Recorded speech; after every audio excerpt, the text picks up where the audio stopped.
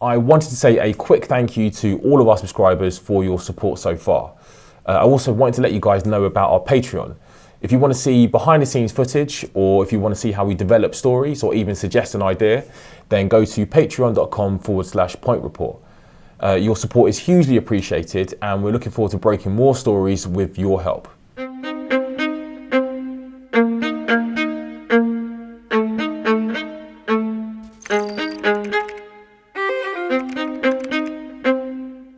In late September, a Reddit user called Divest Trump uploaded a detailed report to Reddit about suspicious political posts that targeted Reddit's main pro-Trump discussion forum. The content chiefly originated from two websites, brutalist.press and usareally.com, which have both been linked to Russia's Internet Research Agency and individuals under investigation by Robert Mueller's FBI probe. But it turns out that's just the tip of the iceberg, because tens of millions of additional Reddit users could have been influenced. In a joint investigation, Point and Engadget have learned that at least 3 additional domains, altright.com, veteranstoday.com and southfront.org, are also targeting the Donald and other conservative subreddits in similar ways. I've actually continued to kind of hunt down Russian propaganda and other state-sponsored propaganda. There's just so much all across Reddit. I'm still compiling it, but it's in the tens of thousands of posts. Thousands of users are spreading it, and it's incredibly pervasive. The suspected Russian propaganda sites have been targeting at least 89 subreddits.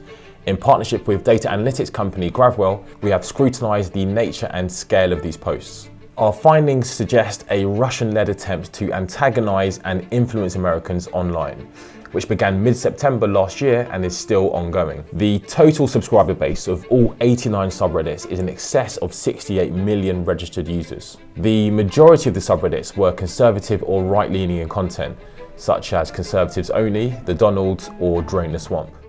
But some of the largest subreddits with posts from these domains are also non-partisan or left-leaning, such as World News, Atheism, or Communism.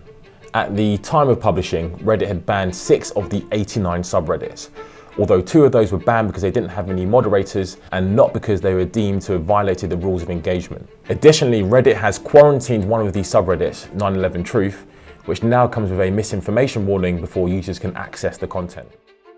The LinkedIn page of usareally.com lists its location as Moscow and its social media manager as Moscow-based Dmitry Kukushkin. Another Russian, Alexander Malkevich, created the website and works for Evgeny Prigozhin, who has been indicted for interfering in US elections. The FBI indictment says that Prigozhin bankrolled Russia's Internet Research Agency, which has been accused of being a troll factory. The other website that Divest Trump exposed last month, brutalist.press, also had easy breadcrumbs to follow. There's a few different sites online where you can view basic information about a website. Where was it registered? Was it registered in Russia? Is it hosted in Russia? And the tricky part is, a lot of the Russian propaganda sites, they've been getting smarter, and they're using the .com top-level domain name, and they're registering through GoDaddy or wherever, Namecheap. So it all looks American. Sometimes they don't even try to cover their tracks, which was the case in USA Really. They were registered, they were hosted all out of Moscow, St. Petersburg, wherever. In June 2017, a job listing was posted to a Russian career website with alex@brutalist.press as the contact email address. The advertised position was a front-end developer with English skills who could work from home with the occasional work trip to St. Petersburg.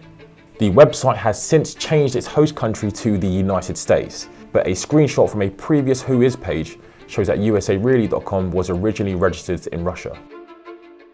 After posting the now viral thread to Reddit, exposing the efforts of usareally.com and brutalist.press, Divest Trump told Point and Engadget that southfront.org, altright.com and veteranstoday.com were behaving in very similar ways on Reddit. Southfront was previously flagged as suspicious by Jessica Arrow, a researcher at the Winfried Martin Centre for European Studies in Brussels.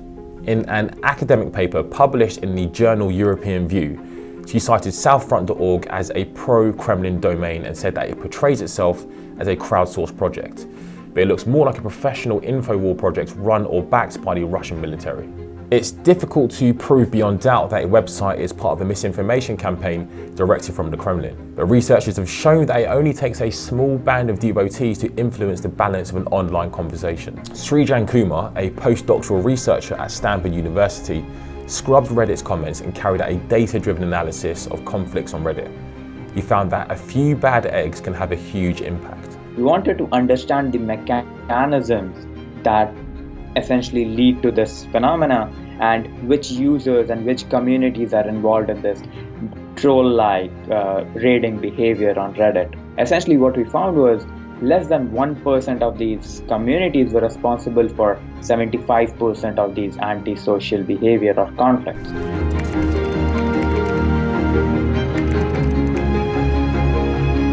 I've been Jay McGregor. This has been a joint Point and Engadget investigation. Thanks for watching, and we'll see you next time. There has never been a more important time to support independent media and investigative journalism.